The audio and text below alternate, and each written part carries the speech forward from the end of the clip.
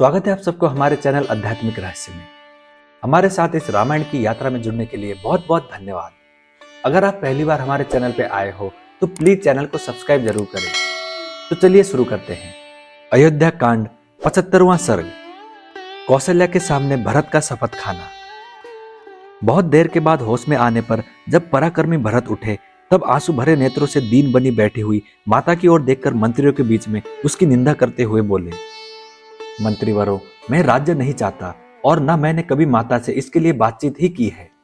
महाराज ने जिस अभिषेक का निश्चय किया था उसका भी मुझे पता नहीं था, क्योंकि उस समय मैं शत्रुघ्न के साथ दूर देश में था। महात्मा श्री राम के वनवास और सीता तथा लक्ष्मण के निर्वासन का भी मुझे ज्ञान नहीं है कि वो कब और कैसे हुआ। महात्मा भरत जब इस प्रकार अपनी माता को कोस रहे थे उस समय उनकी आवाज को पहचानकर कौशल्या ने सुमित्रा से इस प्रकार कहा, क्रूर कर्म करने वाली कैकेयी के पुत्र भरत आ गए हैं। वे बड़े दूरदर्शी हैं, अतः मैं उन्हें देखना चाहती हूँ। सुमित्रा से ऐसा कहकर उदास मुख वाली, दुर्बल और अचेत सी हुई कौशल्या जहां भरत थे उस स्थान पर जाने के लिए कांपती हुई चली। उसी समय उधर से राजकुमार भरत भी शत्रुघ्न को साथ लिए उसी मार्ग से चले आ रहे थे जिससे कौशल्या के भवन में आना जाना होता था। तदंतर शत्रुघ्न और भरत ने दूर से ही देखा कि माता कौशल्या दुख से व्याकुल और अचेत होकर पृथ्वी पर गिर पड़ी है। ये देखकर उन्हें बड़ा दुख हुआ और वे दौड़कर उनकी गोदी से लग गए तथा फूट फूट कर रोने लगे। आर्या मनस्विनी कौशल्या भी दुख से रो पड़ी और उन्हें छाती से लगाकर अत्यंत दुखित हो भरत से इस प्रकार बोली, बेटा, तुम राज्य चाहते थे ना, सो ये निष्कंटक राज्य तुम्हें प्राप्त हो गया, किंतु खेद यही है कि कैकेयी ने जल्दी के कारण बड़े क्रूर कर्म के द्वारा इसे पाया है। क्रूरतापूर्ण दृष्टि रखने वाली कैकेयी न जाने इसमें कौन सा लाभ देखती थी कि उसने मेरे बेटे को चीर वस्त्र पहनाकर वन में भेज दिया और उसे वनवासी बना दिया। अब कैकेयी को चाहिए कि मुझे भी शीघ्र ही उसी स्थान पर भेज दे जहां इस समय सुवर्णमयी नाभि से सुशोभित मेरे महायशस्वी पुत्र श्री राम हैं। अथवा सुमित्रा को साथ लेकर और अग्निहोत्र को आगे करके मैं स्वयं ही सुखपूर्वक उस स्थान को प्रस्थान करूंगी जहां श्री राम निवास करते हैं। अथवा तुम स्वयं ही अपनी इच्छा के अनुसार अब मुझे वहीं पहुंचा दो जहां मेरे पुत्र पुरुष सिंह श्री राम तप करते हैं। ये धन धान्य से संपन्न तथा हाथी, घोड़े एवं रथों से भरा पूरा विस्तृत राज्य कैकेयी ने श्री राम से छीनकर तुम्हें दिलाया है। इस तरह की बहुत सी कठोर बातें कहकर जब कौशल्या ने निरपराध भरत की भर्त्सना की तब उनको बड़ी पीड़ा हुई, मानो किसी ने घाव में सुई चुबो दी हो। वे कौशल्या के चरणों में गिर पड़े। उस समय उनके चित्त में बड़ी घबराहट थी। वे बारंबार विलाप करके अचेत हो गए। थोड़ी देर बाद उन्हें फिर चेत हुआ। तब भरत अनेक प्रकार के शोकों से घिरी हुई और पूर्वोक्त रूप से विलाप करती हुई माता कौशल्या से हाथ जोड़कर इस प्रकार बोले, आर्य, यहाँ जो कुछ हुआ है इसकी मुझे बिल्कुल जानकारी नहीं थी। मैं सर्वथा निरपराध हूं, तो भी आप क्यों मुझे दोष दे रही हैं?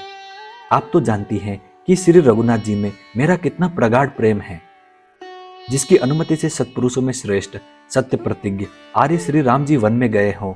उस पापी की बुद्धि कभी गुरु से सीखे हुए शस्त्रों में बताए गए मार्ग का अनुसरण करने वाली न हो।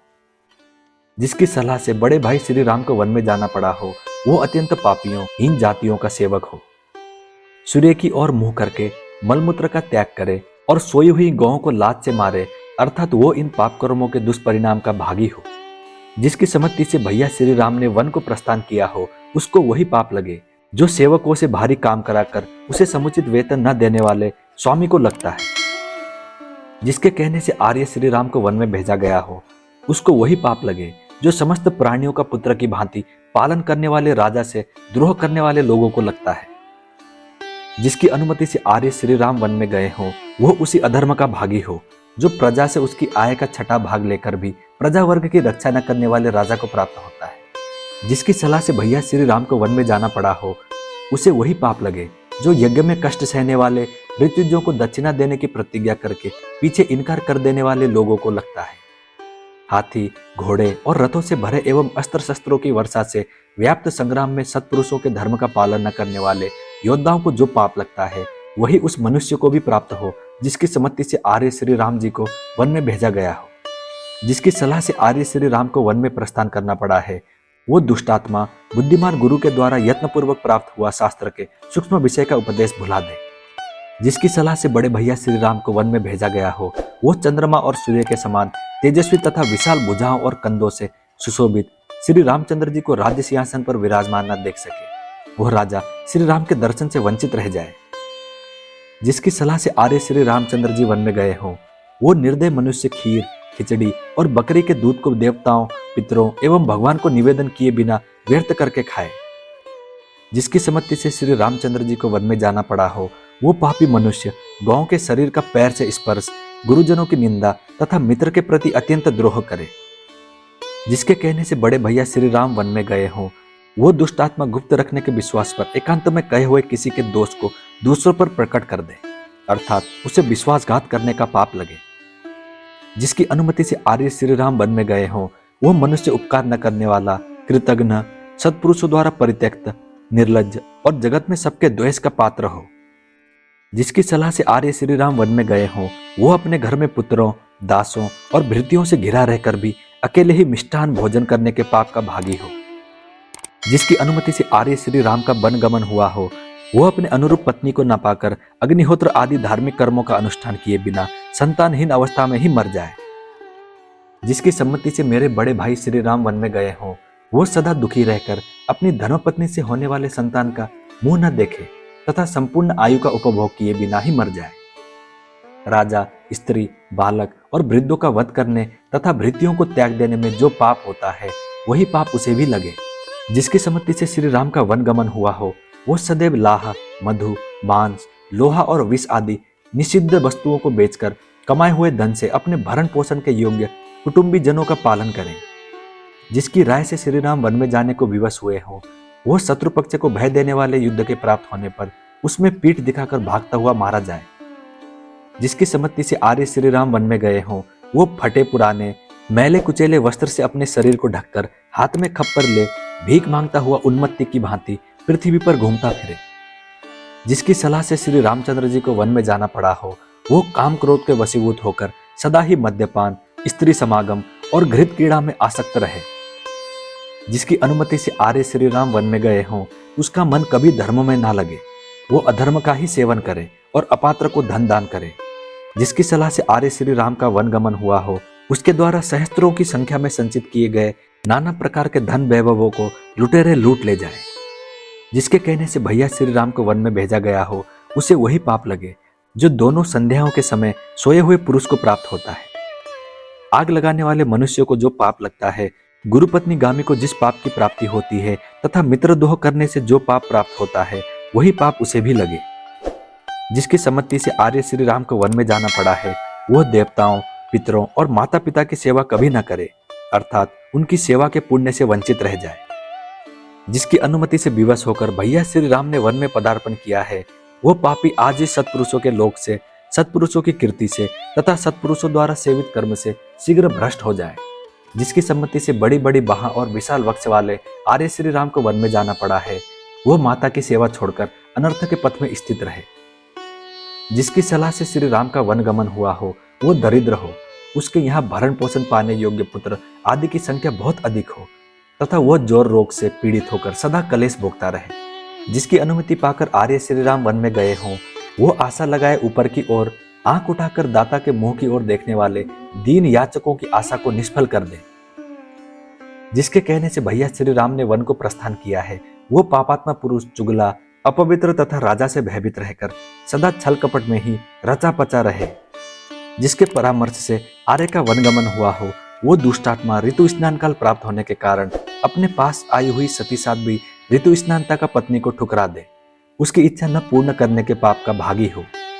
जिसकी सलाह से मेरे बड़े भाई को वन में जाना पड़ा हो, उसको वही पाप लगे जो अन्न आदि का दान न करने अथवा स्त्री से द्वेष रखने के कारण नष्ट हुई संतान वाले ब्राह्मणों को प्राप्त होता है।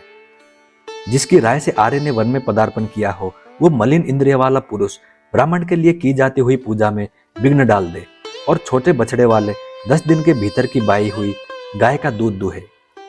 जिसने आर्य श्री राम के वन गमन की अनुमति दी हो, वो मूढ़ धर्मपत्नी को छोड़कर पर स्त्री का सेवन करे तथा धर्म विषयक अनुराग को त्याग दे। पानी को गंदा करने वाले तथा दूसरों को जहर देने वाले मनुष्य को जो पाप लगता है, वो सारा पाप अकेला वही प्राप्त करे जिसकी अनुमति से विवश होकर आर्य श्री राम को वन में जाना पड़ा है।